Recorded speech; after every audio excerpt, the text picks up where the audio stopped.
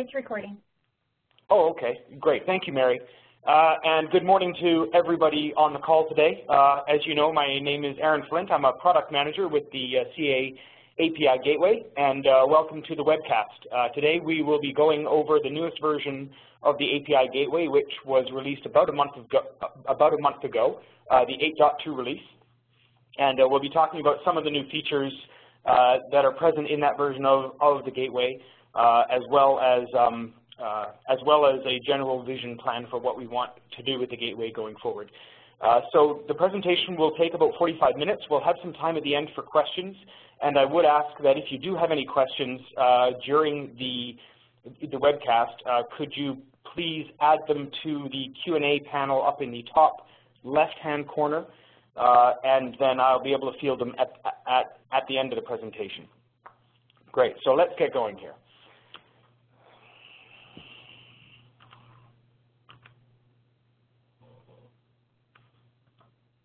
So today what I want to go over is an overall vision at a high level for the API Gateway product, and then I want to dive into an overview of the features and enhancements that are new in the 8.2 release. After that, we'll have time for any questions that come up during the webcast. So as you all know, the Gateway is a fully featured security product. It provides users with the ability to do many things with it. It's been in development for quite some time, and we do continue to actively develop it for our customers based on our customer needs and also the needs of the overall market. Our overall vision for product advancement revolves around what I like to call 3 product pillars. The first of those is extensibility. We want to be able to expose functionality and abilities to empower architects to create innovative solutions beyond the confines of the Gateway itself. We've also got maintainability, so that is where we want to build functionality that will enable system administrators to efficiently manage the product in a larger server ecosystem, as well productivity, where we want to build functionality that enables administrators to do what they need to do in their own businesses. We want to make it easier to use the product in general and provide solutions that allow administrators to solve their particular business problems. So solutions applied to the vision. In the 8.2 release, we've added solutions in all of the main sections. As you can see here on the extensibility side, we've added a REST-based gateway management interface. We've added abilities around the custom assertion software development kit. We've also included some enhancements around JMS and Kerberos performance. Under maintainability, again, the REST-based migration API, which is part of the overall REST-based gateway management interface. As well, there's a dependency analysis service that goes hand in hand with the migration API, as well as a new concept we're calling foundation services, which I'll dive into a little later. On the productivity side, we've actually done quite a bit to the product, including a bunch of policy manager improvements, which are really designed to make it easier for users to manage the very complex web services and policies that go with those services. We've also added threat protection for new data types such as OData and JSON. We've also added a lot of functionality around reverse proxy functionality, including a publish reverse proxy wizard and all kinds of additional management around cookies, HTML, and also content tags. And we've also expanded our OAM support as well for this release. So let's dive into the first of the big features that we've added, which is the reverse proxy. So a reverse proxy is something that quite a few of our customers have requested functionality for, or at the very least, some functionality that allows for greater reverse proxy behavior and easier configuration in a reverse proxy environment. So a reverse proxy is effectively the ability to act as an intermediary between a client and a server, where the intermediary is able to hide the existence or the name of the server itself and allow for the transfer from client to server without the client having to know the server exists or where it exists or anything like that. So in terms of reverse proxy functionality, I'm going to do a little before and after here. Prior to 8.2, we did have functionality, but it was very difficult to use. So the user was required to hand-write complicated policy. They had to know all the different parameters that they were using within their policy to make it work. We had very limited manipulation of request and response headers. It was also very difficult to manipulate cookies within messages and very difficult to replace HTML content using hard-coded regular expressions. In general, the functionality was limited. It was very complex to introduce and maintain, and it was highly error-prone. In 8.2, we've added a variety of solutions to help users really get the job done a lot easier in this regard. So we've got a new publish reverse proxy web wizard. It creates a configurable base policy by anticipating what the user will need to expose their web server in a reverse proxy format. It also has included support for SharePoint 2013 as well as other generic web servers. We've got a new cookie management assertion, which allows full manipulation over message cookies. There's also a new replace tag content assertion. Again, allows replacement of specific tags within HTML, which was very, very difficult and very, very complex to do before. Also, enhanced and extended header management capabilities. So really building on the limited header capability that we had within the gateway already, and expanding on it and making it more, kind of fully featured. The result has been easy to use and deploy, still flexible, and allows for users to easily publish and manage their reverse proxy solutions. So the manage header assertion. So we've improved the reverse proxy story through a series of new assertions and improvements. One of those enhanced assertions is the manage headers assertion. So up until 8.2, the gateway was very good at adding headers, but it did very little in the way of allowing removal or replacement of existing headers. In any reverse proxy environment, being able to rewrite headers is required, and the manage header assertion is now capable of doing that. Another advantage to this approach is it also provides a generalized header management solution as opposed to having header management scattered around inside the HTTP routing assertion or inside other assertions. So it does allow you to remove headers. It also allows you to replace existing headers. It supports regular expressions and gateway context variables. And as you can see here, the UI is very simple, very easy to use. We've also expanded the ability to manage cookies within a policy. So again, reverse proxies also require the ability to manipulate cookies within policy, specifically path and domain, which get changed before and after routing. Prior to 8.2, cookies were managed like any other header in the HTTP routing assertion without giving them any kind of special attention. But in 8.2, the new cookie management assertion provides cookie-specific configuration. It does allow add, replace, update, and delete of a variety of different cookies. Again, supports regular expressions and gateway context variables. And it also will write a new context variable containing the cookie information out so that it is then accessible from other assertions within the policy later on. Again, replace HTML tag content assertion. So this assertion really allows users to stop writing complex policy, which was required to manipulate HTML content for reverse proxy traffic. And this was, this was a fairly large bone of contention. People didn't want to have to write a lot of, very complex regular expressions to do this type of thing. Instead, what we've done is we've made a very simple assertion that allows you to do it one at a time. So it's the alternative to regular expressions. It will only replace content within specified tags, and you can see down there in the bottom field the tags that you want to replace content within. And it is also context variable aware, as you can see there with the replace. So this all gets wrapped up inside the reverse proxy wizard. So the gateway, starting in 8.2, now allows users to publish reverse web proxy endpoints in the same fashion as that of a SOAP or REST service. The wizard will use the information provided to set up a basic service policy reflective of the endpoint, which significantly reduces the effort it takes to otherwise create this policy manually. As you can see in here, you've got all kinds of configurable URL rewriting options, and you can see right at the top there in the web application properties, it does support SharePoint 2013 as well as various generic web app supports, as well as various generic web applications.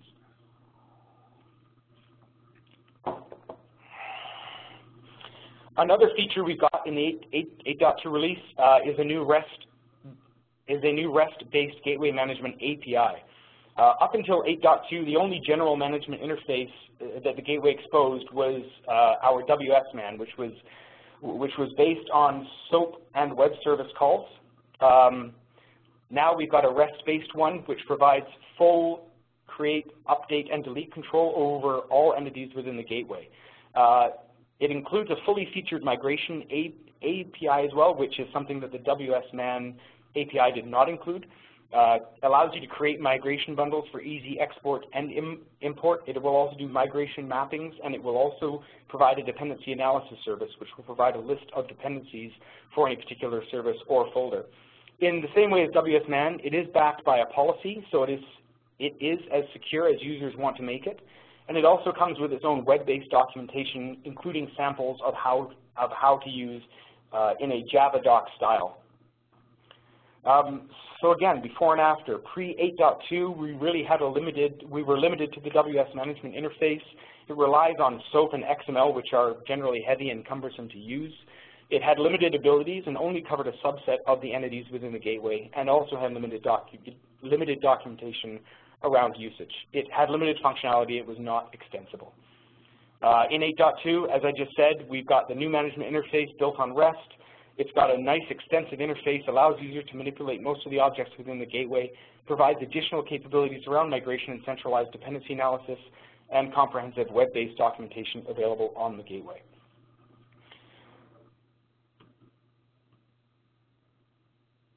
So RESTman will return results in XML format, but it's very simple to make calls to the REST-based interface with a simple REST call.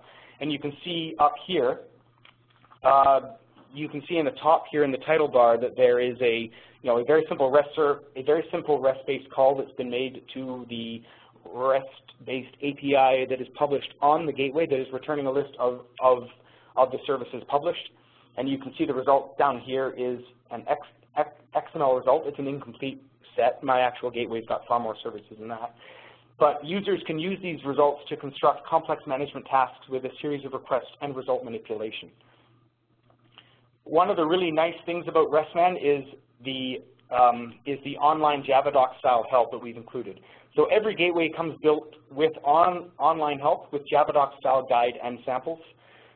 It's shipped on all of the gateways and is addressable via a call to the REST management service URL itself.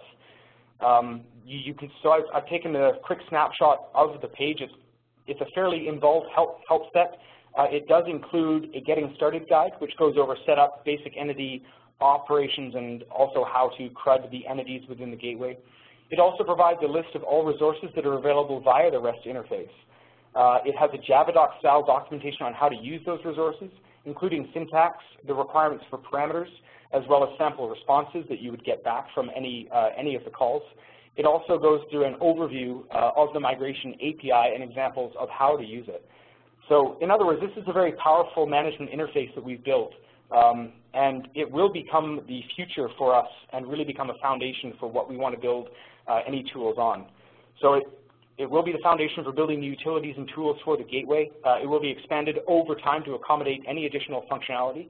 So any new functionality or entities that we add to the gateway over time will be exposed via the RESTman interface.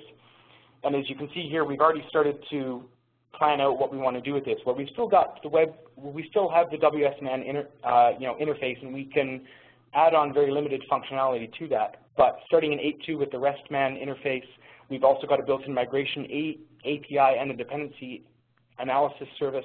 We'll be able to start building future tools and enhancements on top of that REST-based API, as well as continue to expand the API itself. So one of the other nice things that we've added in this release is a series of policy manager enhancements. So the gateway's become increasingly complex over the years, and it's added a vast amount of functionality designed to solve the security problems of our user base. In turn, our customers have used the gateway to solve increasingly complex problems, which require service environments and policies that are much larger and more robust than ever before.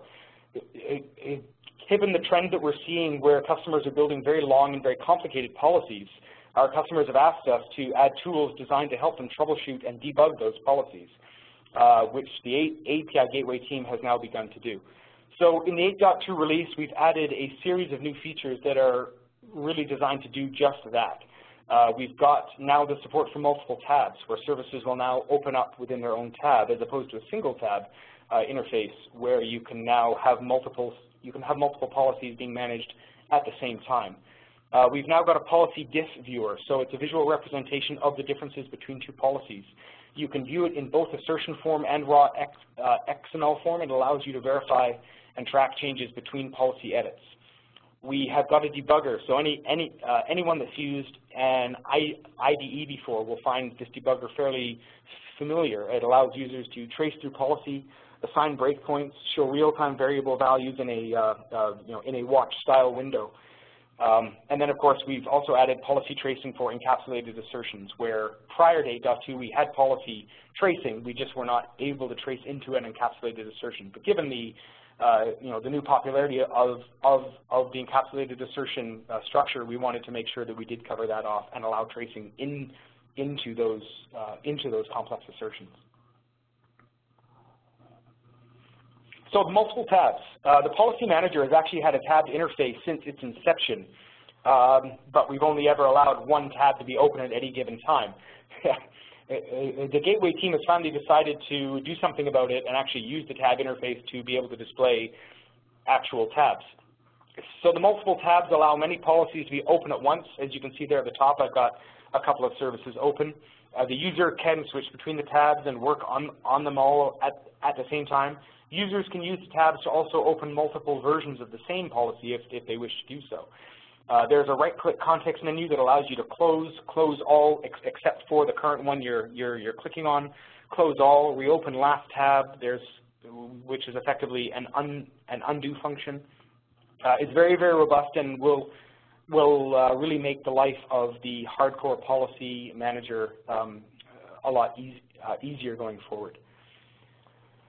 So the policy diff viewer. So again, this will be very similar to anyone that's used any kind of standardized diff product. Tracking changes made to complex policies can be very difficult, especially when those changes involve a line or two out of several hundred, or otherwise very complex or very deeply nested policies. The policy manager now has a diff viewer. It allows users to compare two versions of a policy at the same time. So you can invoke this from policy history by simply right-clicking, or you can also use the tabs, right-click on it, and you can open up that version of the policy inside the diff viewer. Compare any two versions. You can view it as policy assertions, which is what you see here, or raw XML if you so desire. And it will show assertion differences in the viewer. And you can see here I've got a couple of differences that are being highlighted. I have the red on the left and the green on the right that show where these two policies actually differ. So one of the most sought after enhancements to the policy manager is the debug tool. So this has been asked for many times. It will allow users to debug policies via an IDE style debugger. So users can invoke the debugger from the policy manager to run on next message. So if you start it up, the next message that will go through would then be tracked by the debugger and trapped within it. You can set breakpoints throughout the policy to allow users to step through or step over the policy assertions. You can also use a watch window, which appears below, to display the values of variables as they are set and as they change throughout a policy. So this watch window will actually, as you can see here, it's showing a lot of variables at this point within the policy. As you go through the policy and these variables change, the watch window will update for you as well. So these are changes that we really wanted to do to help policy managers troubleshoot and actually debug the services that they're building and the policies that they're building. One of the other features that we've added is improvements to the custom assertion SDK. So the custom assertion SDK has been in the product for several years. However, it has recently been enhanced and expanded to allow for greater flexibility and scope. Users can now write assertions that are far more functional and that can utilize more of the gateway resources far more effectively than before. So we obviously recognize that the gateway can solve most of the problems for users, but there are some times when the gateway does not have the solution that they need, and this is where users can then turn to the custom assertion SDK to write their own custom assertions to solve their particular problem. It comes with Javadoc and also sample code. As well, very important to note, the API is now backwards compatible, which ensures that assertions you write against one version of the gateway will be usable in future versions as well. We aim to continue to expand the scope of the custom assertion SDK through time and make this far more usable and far more flexible for our users to use. So a few of the high-level features that we've added to the custom assertion SDK. So we now support import and export of custom assertions with resolution dependency for external references. And you can see here, this is a custom assertion that's being imported where the gateway is recognizing it is a custom assertion and has a value inside of it, has a reference to an entity that doesn't exist, and it's proactively asking if you wish to create that particular value or use something else, whereas before this would never have happened. We've also got the ability to allow custom assertions to get variables that are set within a policy and actually access those context variables real time. We now allow them to access the gateway private keys and use those keys to create a signature on any given message that it happens to be transacting. There's also now the ability to load a custom assertion without having to restart the gateway. Prior to 8.2, if you built your own custom assertion, you could put it into the gateway, but it wouldn't be active until you actually restarted the gateway and the gateway picked it up. Now you can just put it in, and in a few seconds, boom, it's there, and away you go. A couple of other things we've added are new assertions around threat protection. So the gateway already provides very solid protection against XML-based threats via the threat protection assertions that exist. However, recently, other data formats have become increasingly popular with the customer base and in the market as a whole, such as OData and JSON. As a result, the gateway has added threat protection assertions to combat the inherent risk that exists within OData and the JSON message types, which also have the ability to carry malicious content, and the gateway now provides solutions to help users protect their backend systems appropriately. So for JSON, the gateway already provides a JSON schema validation assertion. It is now joined by a document structure protection assertion.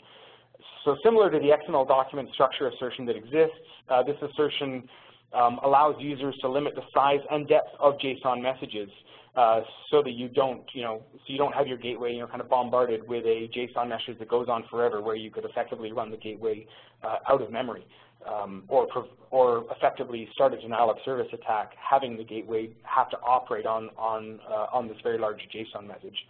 You can also set maximum values for entry names and string values. The OData threat protection is really a response to the fact that OData has emerged as a popular REST-based resource storage and retrieval protocol. Prior to 8.2, it was discovered that applying many of the current threat protection assertions to OData actually resulted in a lot of false positives, as the gateway screens for characters that are allowed in an OData message. In order to properly allow for the screening of OData URLs and messages, the gateway has introduced the OData threat protection assertion in the 8.2 release. So this assertion allows users to check OData messages for threats at two different levels. The first is a conformance to metadata. So the OData assertion will ensure that a message conforms to the metadata schema that is provided by the OData service, and any messages that are checked against that schema that are found to be invalid would be rejected. It also allows users to check the payload parameters to make sure that they are free of malicious content. So it has the power to extract the actual data parameters from a URL or a message and scan those particular parameters independently of the structure of the message and make sure that the parameters being passed back to the OData service are not carrying any threats or any kind of malicious content. So the last thing we're going to talk about today is the foundation services. So what is foundation services? So the current gateway architecture has remained largely the same for many years. At its heart is a Java application running in a secured and scaled-down operating system as part of a complete appliance solution. The configuration of the gateway has always required users to configure various aspects of the operating system and networking layer as part of the regular deployment process. However, customers have long asked for improvements in the way that we insist that they actually configure the gateway. So proper and complete configuration for networking and general system configuration without the need to drop down to command line as root and edit files directly. They also want the ability to perform installations and configurations silently via a script or a configuration litter file. The ability as well to easily upgrade the OS as required without interfering with the actual gateway process itself. So the 8.2 release introduces Foundation Services, which is a new service that will help to address many of the issues that customers have with the gateway appliance configuration. It will allow the management of the OS and application configuration files independently of having to go down to the OS and manage them yourself. So if you look at a current gateway system, we have an operating system and a system config and a networking layer. And we've got a very thin SSG config wizard that allows you to manipulate and set settings for some of the things within these two layers. In 8.2, we've got an expanded SSG config menu that allows far more configuration options, specifically around the networking layer right now. We've also got a new restricted shell, which allows users to really interact with gateway services and configuration options without the need to drop down to a root prompt and interact with the OS directly. And then, of course, this allows us to really build a platform that allows us to add future gateway management tools on top of through time. So as time goes on, we really want to build out the Foundation Services component of the gateway and really start to allow users to be able to interact with the appliance as an appliance rather than as an operating system, which can obviously cause a lot of problems. So really before and after, so pre-8.2, the gateway SSG config menu allows for limited system config. Administrators were often required to log in as root to complete many advanced tasks at the OS level. You also needed to have a good understanding of the Linux syntax and risk really messing up important OS files. Solutions in 8.2, as I just went over, we've added a new restricted shell, which allows users to safely interact with the OS for configuration status and changes. We've also expanded configuration options available within the SSG config wizard, allowing for easier configuration of all of the network settings. So this example, the restricted shell. So the new restricted shell allows users to interact with the gateway services and config options without needing to drop down to the root prompt. So some things that can be done within the restricted shell itself. You can start, stop, and monitor various services within the gateway. You can configure advanced networking parameters that you otherwise can't configure prior to 8.2 without dropping down to the command line and interfacing with OS level files directly. You can configure general system options within the gateway itself, as well as interact with log files for troubleshooting. So the restricted shell is in the early stages. We will really try to expand on what this restricted shell can do and what what powers it has as we move forward through time. But really the advantage is it's a shell that allows you to configure the gateway without having to drop down to root. We've also added some improvements to the regular system configuration menu within the SSG config menu. So we've introduced expanded configuration options, allowing users to configure more of the gateway via this menu, again, as opposed to dropping down to root and interfacing with OS files. We've got additional network and configuration options, so things like setting, prior to this, we used to just be able to set the IP address and the host name. Now you can set things like DNS and DHCP servers, a variety of other things that which would be required in any advanced networking situation. As well, you can change things like the keyboard configuration. If you're in a different language keyboard, you can set it here. You can also change the authentication method configuration as well. And that completes an overview of the new features in the 8.2 release. At this point, I want to open it up to any questions that there may be. And I thank you all for listening.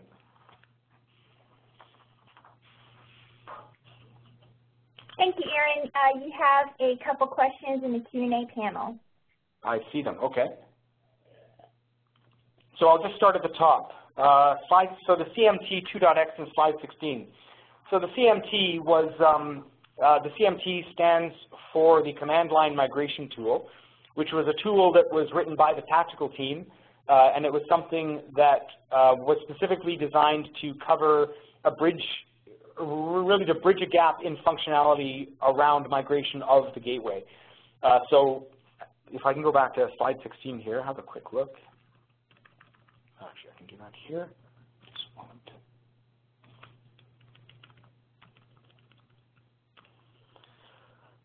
So as you can see here, CMT 2.x was built on the Web Service Management Interface as an example of a tool that you could create to be built on top of a particular API.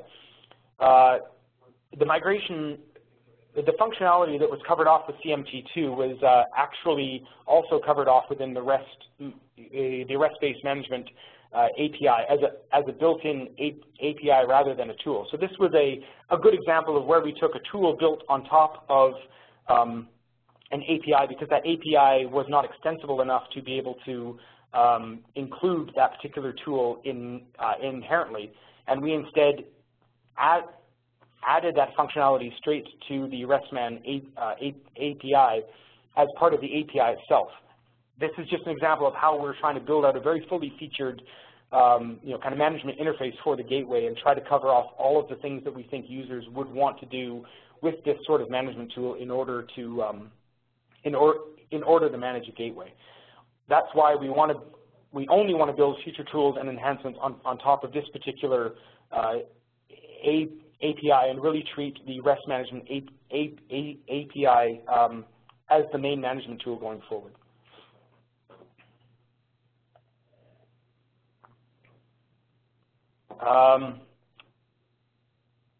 Question number 2, how is the CA API gateway different from the mobile access gateway?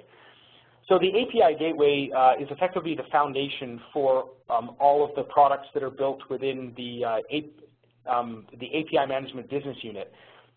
The gateway provides a lot of the base functionality that would be used by either the mobile access gateway or even the API portal. The mobile access gateway adds on a few extensions that are specific to the mobile, the mobile space or things that mobile customers would want. So things like the XMPP protocol, or I'm trying to think of some of the things. Well, for sure the XMPP protocol. There are other things as well that are inherent within that particular product line that are not necessarily required by the gateway. The mobile access gateway also provides a client-side SDK that is specific to mobile apps and specifically allows users to write mobile applications that will extend the security to the gateway itself. But underneath the hood of the mobile access gateway is still an API gateway that is really doing a lot of the base functionality. So really, you look at the mobile access gateway. It's probably better to think of it as an extension to the gateway, a mobile-specific extension to the gateway that provides very unique and very mobile-specific, functionality on top of an existing gateway. Does adding debugging support also mean debugging XSLT? I'm not sure I understand the question specifically. So is there something specific around debugging XSLT that you were looking for, Mamta?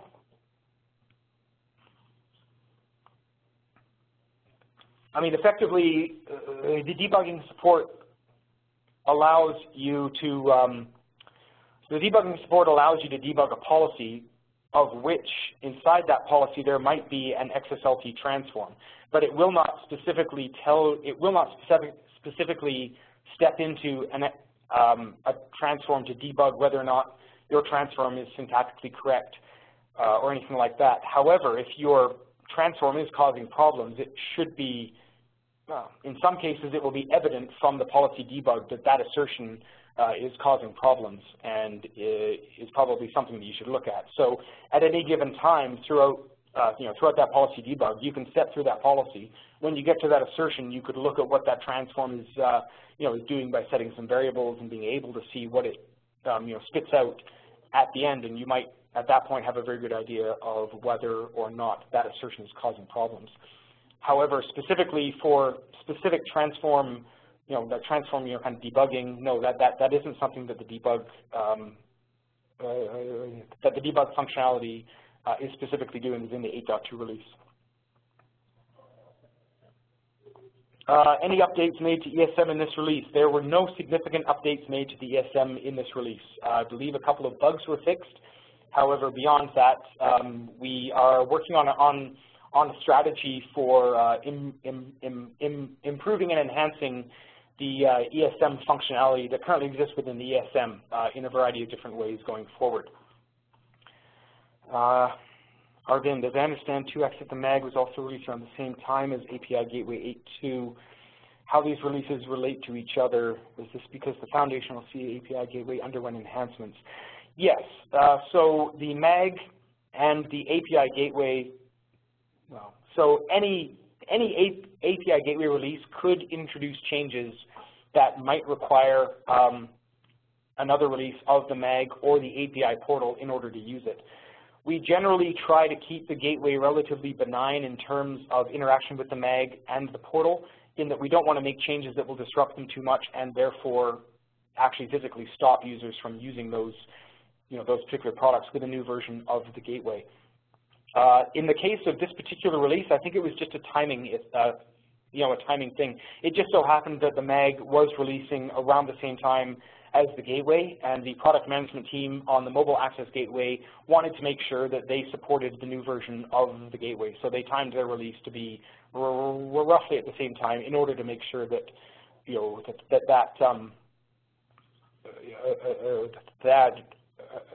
that particular support existed. But in general, there are usually very few foundational enhancements to the gateway that would require a MAG or a portal to upgrade themselves in order to work against that gateway. Performance, so another from Heiko here. Hi Aaron, at the moment performance and alarm management integration into external tools is quite poor without ESM, only a little SNMP and Wisdom. What improvements for system diagnostic and stats are planned for the future? So without getting into too many specific details, in a nutshell, a lot. So we certainly recognize that one of the biggest, kind of sore points with our customer base, aside from the patcher, is our ability to be able to monitor, really effectively monitor the gateway and produce reports or statistics or analytics or a very large data pool that would allow them to do their own. So we do have a large set of improvements that we want to introduce to the gateway. I'm working on a lot of those requirements as we speak. I can't really commit to a future version specifically, but rest assured this is something that we definitely want to do within the gateway and want to improve. We want to be able to make it so that so the gateway will capture a lot more statistics than it does, and a lot more like a lot more data points and a lot more kind of monitoring points within the gateway. And we want to be able to make sure that that data is available to users to be able to do with it what they want in terms of reporting or in terms of storing and using that data later to make their own kind of business decisions. What is the difference between mobile access gateway and Securespan gateway? So I think I just answered that before. The mobile access gateway, and so first of all, Securespan gateway is the old name for what is now the CA API gateway, and the CA API gateway acts as the foundation for the mobile access gateway and also for the API portal. So in this case, the mobile access gateway is effectively an extension to the gateway. It adds a lot of mobile-specific functionality to the gateway that otherwise we wouldn't necessarily want to have exposed within the the mainline gateway itself. It also provides a client-side SDK that allows users to write mobile apps that would interface with the gateway security model.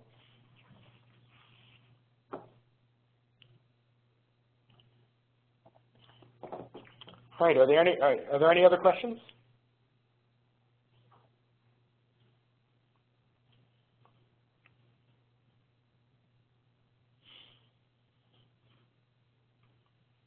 Okay, so I hope this was helpful for people, and I hope that people got a lot out of it, and I was able to convey what all the nice goodies are in the 8.2 release.